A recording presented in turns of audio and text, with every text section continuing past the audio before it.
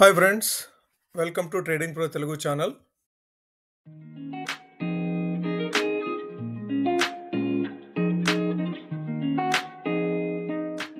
Good evening friends. Geo political tensions ఉన్నప్పటికీ కూడాను మన మార్కెట్స్ ఈరోజు అవుట్ పర్ఫామ్ చేసినాయి రెస్ట్ ఆఫ్ ద వరల్డ్ని. దీనికి కొన్ని ప్రధాన కారణాలు ఉన్నాయి. అవి మార్కెట్ అనాలిసిస్లో డీటెయిల్డ్గా మాట్లాడుకుందాం. ఈరోజు మన మార్కెట్లో వచ్చిన మూవ్ని నమ్మాలా వద్దా అని ఆలోచించడం కంటే కూడాను మన మార్కెట్లో ఎందుకు వచ్చింది, ఇటువంటి మూవ్ మన మార్కెట్లో ఎందుకు వచ్చిందని కనుక ఆలోచిస్తే లోకల్ ఫ్యాక్టర్సే పనిచేసినాయి ఈరోజు మార్కెట్ మూవ్మెంట్లో. మనకి ఆర్బీఐ ప్రపోజ్ చేసినటువంటి ప్రాజెక్ట్ ఫైనాన్స్ ఈజ్ అవుట్ అనేది మన మార్కెట్లో ఈరోజు ప్రధానంగా పాజిటివ్ ట్రెండ్కి కారణమని చెప్పుకోవచ్చు. దానికి తోడుగా ఇప్పటి వరకు ఏదైతే అప్ ట్రెండ్లో కొనసాగుతుందో క్రూడ్ ఆయిల్ కొద్దిగా స్టెబిలైజ్ అవ్వటము, అట్లాగే అంటే ఇంక్రీజ్ అవ్వకుండా అట్లీస్ట్ స్టెబిలైజ్ అవుతూ డౌన్ ట్రెండ్ నిన్నటి కంటే కూడాను ఈరోజు కొద్దిగా లోయర్ లెవెల్లో ట్రేడ్ అవుతూ ఉండటం కూడాను మన మార్కెట్కి ఈరోజు కాస్త పాజిటివ్ సెంటిమెంట్ని ఫ్యూయల్ ఆన్ చేసిందని చెప్పుకోవచ్చు. దాంతోపాటుగా మనకి రూపీ, మనం ఏదైతే నిన్న వీడియోలో మాట్లాడుకున్నామో డిప్రిషియేట్ అయింది 87 అండ్ అబోవ్ లెవెల్స్కి మూవ్ అయిందని చెప్పి అనుకున్నామో, అది ఈరోజు 86.5 86.4 లెవెల్స్కి వచ్చేసేసింది. ఇది కూడాను మన మార్కెట్కి కాస్త పాజిటివ్ సెంటిమెంట్ని బూస్టింగ్ ఇచ్చిందని చెప్పుకోవచ్చు.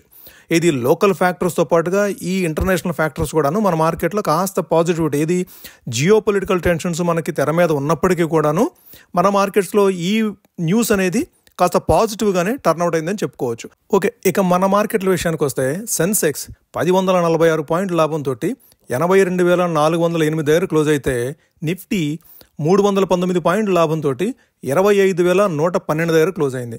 వేరేజ్ బ్యాంక్ నిఫ్టీ 675 పాయింట్ల లాభంతో 56,252 దగ్గర క్లోజ్ అయింది. ఈరోజు ఓవరాల్గా ఇండిసెస్ ఈక్వల్గా అన్ని సెక్టార్స్లో కూడాను ఈక్వల్ పర్ఫార్మెన్స్ అనేది చూపించినాయి. ఈ పాజిటివ్ మూమెంట్కి కారణాలు మనం మాట్లాడుకున్నట్టు లోకల్ ఫ్యాక్టర్స్, ఆర్బీఐ ప్రాజెక్ట్ ఫైనాన్స్కి సంబంధించిన ఈజ్ అవుట్ ప్లాన్స్ ఏ విధంగా ఉన్నాయి అనేది మనం ఒకసారి కనుక చూస్తే, లెండర్స్ ఇప్పటి వరకు కూడాను 5% ఆఫ్ లోన్ వాల్యూ అనేది సపరేట్గా పక్కన పెట్టుంచాలి. సో దాన్ని ఈజ్ అవుట్ చేశారు. ఓకే, న్యూ నామ్స్లో అది 1%కి తగ్గించడం జరిగింది.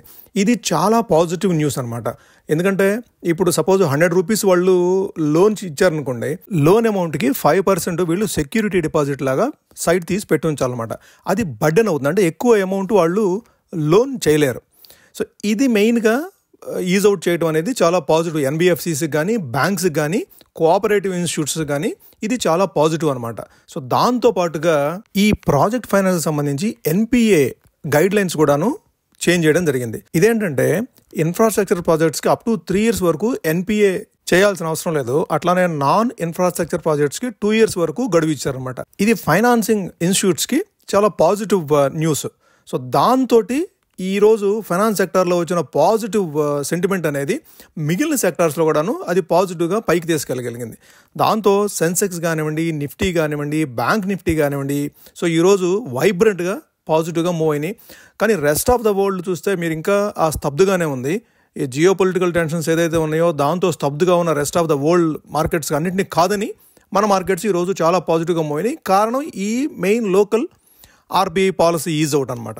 దాంతోపాటుగా మనం ఇంకా కొన్ని కారణాలు ప్రభావితం చేసిన అంశాలు చూడాలి అంటే, ఎఫ్ఐఐస్ ఇన్ఫ్లో కూడాను గత 3 రోజుల నుంచి ఎఫ్ఐఐ ఇన్ఫ్లో అనేది మారింది, పాజిటివ్గా టర్న్ అయ్యారు. అంతకుముందు 2-3 రోజుల పాటు నెగిటివ్గా ఉన్న ఎఫ్ఐఐస్ కాస్త 2 to 3 days నుంచి పాజిటివ్గా టర్న్ అయ్యారు. మన డిఐఐస్ ఎట్లాగూ పాజిటివ్గానే ఉన్నారు, వాళ్ళు ఎప్పుడు ఫండ్స్ని ఇన్ఫ్లో చేస్తూనే ఉన్నారు. ఈ ఎఫ్ఐఐ డిఐఐ యాక్టివిటీ కూడా మన మార్కెట్స్కి సపోర్ట్గా నిలబడి మన మార్కెట్స్ని పైకి తీసుకెళ్ళగలిగింది. నిన్న ఏదైతే మన పోర్ట్ఫోలియోస్ చాలా నెగిటివ్గా మూవ్ అయినాయో అంతే స్థాయిలో ఈరోజు, నిన్న నా పోర్ట్ఫోలియో అయితే 1.5% నెగిటివ్గా మూవ్ అయితే ఈరోజు ఆల్మోస్ట్ 1.3% పాజిటివ్గా మూవ్ అయింది. కాకపోతే నేను అబ్జర్వ్ చేసింది ఏంటంటే, నిన్న ఏదైతే డిక్లైన్ అయినాయో స్టాక్స్ అవి ఈరోజు ఇంప్రూవ్ అవ్వలేదు. సో ఈరోజు కొత్త స్టాక్స్ ఇంప్రూవ్ అయినాయి, అంటే ఆ స్టాక్స్ ఇంప్రూవ్ అయినాయి. నిన్న డిక్లైన్ అయిన స్టాక్స్ 4% 5% డిక్లైన్ అయిన కొన్ని స్టాక్స్ ఆ స్థాయిలో మళ్ళీ ఇంప్రూవ్ అవ్వలేదు. బట్ కొత్త స్టాక్స్ మాత్రం తెర మీదకి వచ్చినాయి. లైక్ పిఎఫ్సి కానివ్వండి, హెచ్డిఎఫ్సి బ్యాంక్ కానివ్వండి, ఈ బ్యాంకింగ్ అండ్ ఎన్బిఎఫ్సిలో పాజిటివిటీ అనేది నా పోర్ట్ఫోలియో కూడా ఈరోజు పాజిటివ్గా మూవ్ అయింది. ఈరోజు అవుట్ పర్ఫామ్ చేసిన సెక్టార్స్ చూడాలి అంటే financials and PSU banks. So అవి మేజర్గా అవుట్ పర్ఫామ్ చేసినాయి ఈరోజు అదర్ సెక్టార్స్కి చూస్తే. అట్లానే ఆటోమొబైల్స్, ఆటో స్టాక్స్ కూడాను ఈరోజు స్ట్రాంగ్గా ర్యాలీ అయినాయి. లార్జ్ క్యాప్స్ హుందాయ్ మోటార్స్ కానీ, భారత్ ఎయిర్టెల్ కానీ, అదర్ ఆల్ లార్జ్ క్యాప్స్ కూడాను ఈరోజు పాజిటివ్ సెంటిమెంట్ తోటి పైకి మూవ్ అయినాయి. సో ఈరోజు లెగార్డ్స్ అంటే చూస్తే సెక్టార్ వైజ్గా ఎనర్జీ కానివ్వండి, Nifty energy, Nifty oil and gas, ఇవి ఈరోజు సెషన్లో కాస్త నెగిటివ్గా ట్రేడ్ అయినాయి. స్టాక్ స్పెసిఫిక్గా చూడాలి అంటే ఈరోజు మనం ఇందాక అనుకున్నట్టుగా power finance corporation and REC, ఇది ఏదైతే ఈ రెండు స్టాక్స్ కూడాను, ఈ రెండు కంపెనీస్ కూడాను ప్రాజెక్ట్ ఫైనాన్సింగ్లో ఉన్నాయి. ఈ ప్రాజెక్ట్ ఫైనాన్సింగ్లో వచ్చిన ఈజ్ అవుట్ వల్ల ఈ కంపెనీస్కి అది పాజిటివ్గా ఉండింది. అట్లానే జియో ఫైనాన్షియల్స్ కూడా ఈరోజు ఆల్మోస్ట్ 3.5% పాజిటివ్గా మూవ్ అయింది. ఇది కూడాను ఎన్బిఎఫ్సి సెక్టార్లో ఉంది కదా, సో ఇది కూడాను పాజిటివ్గా మూవ్ అయింది. M&M, Mahindra and Mahindra auto sector నుంచి కూడాను ఈ మహీంద్రా అండ్ మహీంద్రా కూడాను పాజిటివ్గా మూవ్ అయింది. ఈరోజు ట్రెంట్ అండ్ BEL కూడాను పాజిటివ్గా మూవ్ అయినాయి. ఇవి సెన్సెక్స్లో ఇంక్లూడ్ చేయడంతో వీటిలో కాస్త పాజిటివ్ మూమెంట్ అనేది వచ్చింది. నెస్లే ఇండియా కూడాను 1.6% పాజిటివ్గా మూవ్ అయింది. ఈరోజు బోనస్ షేర్స్ ఇష్యూ చేస్తారన్న ఇది న్యూస్ బయటకు రావడంతో ఇది 1.6% పాజిటివ్గా మూవ్ అయింది. అట్లానే మేజర్ లెగార్డ్స్ చూడాలంటే మనకి న్యూస్లో ఉందే ఇది సన్ టీవీ, ఏదైతే దయానిధి మారన్, కళానిధి మారన్ మీద కేసు వేశాడో ఆ కేసుకు సంబంధించి సన్ టీవీ ఈరోజు న్యూస్లో ఉండటంతో ఆల్మోస్ట్ నెగిటివ్గా 4% ఈరోజు నెగిటివ్గా మూవ్ అయింది. ఇండస్ఇండ్ బ్యాంక్ కాస్త కాషియస్ ట్రేడ్ అనేది ఇండస్ఇండ్ బ్యాంక్లో జరుగుతుంది.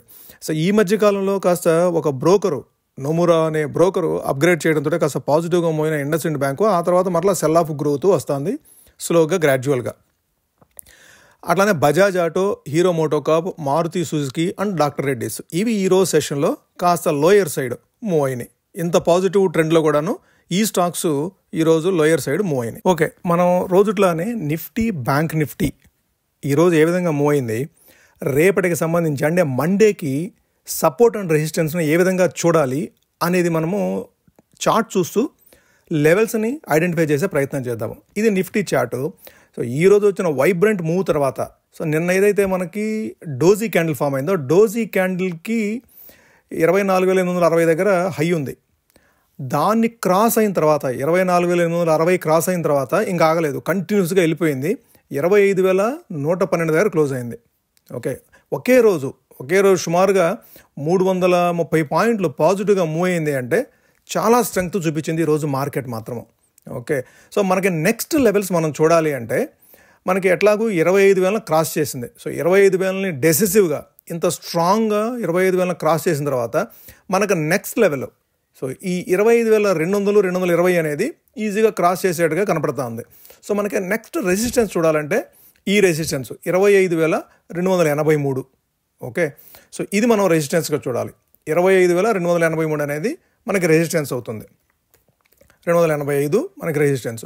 అదే సపోర్ట్ కింద చూడాలంటే సో 25,120 దగ్గరకు ఆల్రెడీ వచ్చేసింది. సో మనం నెక్స్ట్ సపోర్టు, ఫస్ట్ సపోర్టు 25,000, సైకలాజికల్గా 25,000 ఆ లెవెల్ దగ్గర చూడవచ్చు. సో లేదు అది మరీ క్లోజ్గా ఉంది అనేది కనుక మనం అనుకుంటే, ఇంత వైబ్రెంట్ మూవ్ తర్వాత ఏమో రేపు ఏదైనా చిన్న నెగిటివ్ న్యూస్ వచ్చినా కూడా మార్కెట్లోకి ఈ వార్కు సంబంధించిన ఏ చిన్న నెగిటివ్ న్యూస్ వచ్చినా సరే 150-200 పాయింట్స్ అనేది ఈజీగా డ్రాప్ అవుతుంది నిఫ్టీ దీంట్లో. సో కాబట్టి మనము నెక్స్ట్ చూడాలంటే మనకి ఇప్పటివరకు ఏదైతే 24,930, 940 లెవెల్ అనుకుంటున్నామో అది ఇప్పటివరకు రెసిస్టెన్స్ అయింది మనకి, ఇప్పుడు అది సపోర్ట్ అవుతుంది. ఓకే, సో 24,930 అనేది మనకి ఇక నుంచి సపోర్ట్ అవుతుంది. 24,930 సపోర్టు, 25,280 రెసిస్టెన్స్. సో ఇది మనం నిఫ్టీలో అబ్జర్వ్ చేయాల్సింది మండేకి సంబంధించి. అట్లనే బ్యాంక్ నిఫ్టీ కూడా ఒకసారి చార్ట్ చూసి లెవెల్స్ ఐడెంటిఫై చేసే ప్రయత్నం చేద్దాం. ఇది bank Nifty chart. Bank Nifty మనం ఏదైతే ఇంతకుముందు లెవెల్ అబ్జర్వ్ చేస్తూ ఉన్నామో 56,125 అనేది ఈరోజు ఈజీగా క్రాస్ చేసి దానికంటే అబౌవ్ లెవెల్ క్లోజ్ అయింది. 56,250 దగ్గర క్లోజ్ అయింది.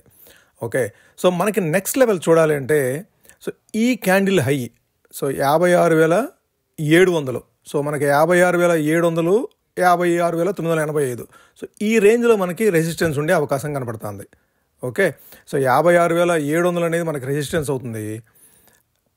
అది క్రాస్ చేస్తే 57,000 రీచ్ అవుతుంది, 56,700. సో అది మనం ఫస్ట్ రెసిస్టెన్స్ కొని చూడాలి. ఓకే, సో అట్లానే సపోర్ట్ విషయానికి వస్తే మనకి సపోర్ట్ విషయానికి వస్తే 55,900. ఇంతకుముందు కూడా మనము 55,700 క్రాస్ చేసిన తర్వాత 55,900 అనేది మనం రెసిస్టెన్స్ కింద చూడాలనుకున్నాము. అదే ఇప్పుడు మనకి సపోర్ట్ అవుతుంది. సో 55,900 అనేది మనకి సపోర్ట్ కింద యాక్ట్ చేసే అవకాశం ఉంది. ఇంతకుముందు ఏదైతే రెసిస్టెన్స్ అవుతుందో ఇప్పుడు అది సపోర్ట్ కింద మారుతుంది. కాబట్టి 55,900 ఇంతకుముందు మనము రెసిస్టెన్స్ కింద చూస్తున్నాము, ఇప్పుడు అది సపోర్ట్ కింద కన్సిడర్ చేయాల్సి ఉంటుంది మనం. ఓకే, ఈరోజు మనం డిస్కస్ చేసుకోబోయే stock Tata consumers. So Tata consumers రీసెంట్గా గోల్డెన్ క్రాస్ ఓవర్ని చూపించింది. So almost 23rd April, so end of ఏప్రిల్లో గోల్డెన్ క్రాస్ ఓవర్ అయింది. అక్కడి నుంచి కన్సాలిడేషన్ అవుతూ మరలా 200-day మూవింగ్ యావరేజ్ 1057 దగ్గరకు వచ్చి ఇప్పుడు మళ్ళీ 50-day మూవింగ్ యావరేజ్కి వచ్చింది. లాస్ట్ 2 daysలోనే ఆల్మోస్ట్ 40 రూపీస్ గెయిన్ అయింది ఈ స్టాక్. సో దీంతో మనకి మళ్ళీ 50 days మూవింగ్ యావరేజ్ దగ్గరకు వచ్చింది. సో ఇప్పుడు మనము ఈ స్టాక్ని, సో ఇది గోల్డెన్ క్రాస్ ఓవర్ ఇచ్చింది, కన్సాలిడేషన్ అవుతుంది. సో ఇప్పుడు మనము పిక్ చేసుకోవడానికి ఈ కన్జ్యూమర్ బిహేవియర్ ఏదైతే ఉందో మనకు మార్కెట్లో ఇది ఇంప్రూవ్ అవుతుంది స్లోగా, గ్రాడ్యువల్గా. మన ఇండియన్ ఎకానమీలో ఈ కన్జ్యూమర్ బిహేవియర్ అనేది ఇంప్రూవ్ అవుతుంది. ఈ టాటా కన్జ్యూమర్ కూడాను వాళ్ళ సేల్స్ కానివ్వండి, వాళ్ళ రెవెన్యూ కానివ్వండి ఇంప్రూవ్ చేసే అవకాశం ఉంది రాబోయే రోజుల్లో. ఓకే, కాబట్టి మనము ఇప్పుడు దీన్ని ఈ కన్సాలిడేషన్ ఫేజ్ ఏదైతే ఉందో ఈ కన్సాలిడేషన్ ఫేజ్లో కనుక మనం పిక్ చేసుకోగలిగితే ఇది long term stock. Okay, so దీని లెవెల్స్ చూడాలంటే నేను screener.inలోకి వెళ్ళి దీన్ని ఎక్స్ప్లెయిన్ చేయట్లేదు. మీకు కావాలి అనుకుంటే screener.inలోకి వెళ్ళి దీని ఫండమెంటల్స్ని మీరు ఒకసారి స్టడీ చేయొచ్చు. కాకపోతే ఇది ఫండమెంటల్లీ స్ట్రాంగ్ కంపెనీ కాబట్టి నేను అంత డీటెయిల్డ్గా టైం తీసుకొని దీనికి ఎక్స్ప్లెయిన్ చేయాలని చెప్పేసి నేనైతే దీంట్లో చేయట్లేదు. మీకు కావాలంటే మీరు దాన్ని క్లియర్గా screener.inలో చూడొచ్చు. ఓకే, మనం లెవెల్స్, అక్యుములేషన్ లెవెల్స్ చూడాలి అంటే దీన్ని స్పెసిఫిక్గా ఈ లెవెల్ ఆల్మోస్ట్ 1070 లెవెల్స్కి వచ్చినప్పుడు మనము దీన్ని పిక్ చేసుకునే అవకాశం ఉంది. అట్లానే దీని టార్గెట్స్ ఇప్పుడు రీసెంట్గా ఏదైతే హై ఫామ్ చేసిందో 1182 ఆర్ 1175. సో ఈ లెవెల్ వరకు ఫస్ట్ టార్గెట్ తీసుకోవచ్చు మనం. 1070 దగ్గర అక్యుములేట్ చేసుకొని 10% హయ్యర్ సైడ్ అంటే 1170. సో అది క్రాస్ చేస్తే, సో మనకు అది క్రాస్ చేస్తే ఆల్ టైమ్ హై కూడాను రీచ్ అయ్యే అవకాశం ఉంది. ఓకే, సో ఇది అంతకుమించి లెవెల్స్ 1250, 1260 లెవెల్స్ వరకు కూడాను ఇది రీచ్ అయ్యే అవకాశం ఉంది టాటా కన్జ్యూమర్స్. అయితే మనం పిక్ చేసుకునే లెవెల్సే ఇక్కడ ఇంపార్టెంట్. ఏ స్టాక్ అయినా సరే మీరు ఇన్వెస్ట్మెంట్కి చూడాలి అంటే మనం పిక్ చేసుకునే లెవెల్సే ఇంపార్టెంట్. మనకి స్టాకు మనం ఈరోజు స్టడీ చేసాం కదా, ఈ రోజే కొనేయాలని చెప్పేసి ఎప్పుడు కొనేయద్దు.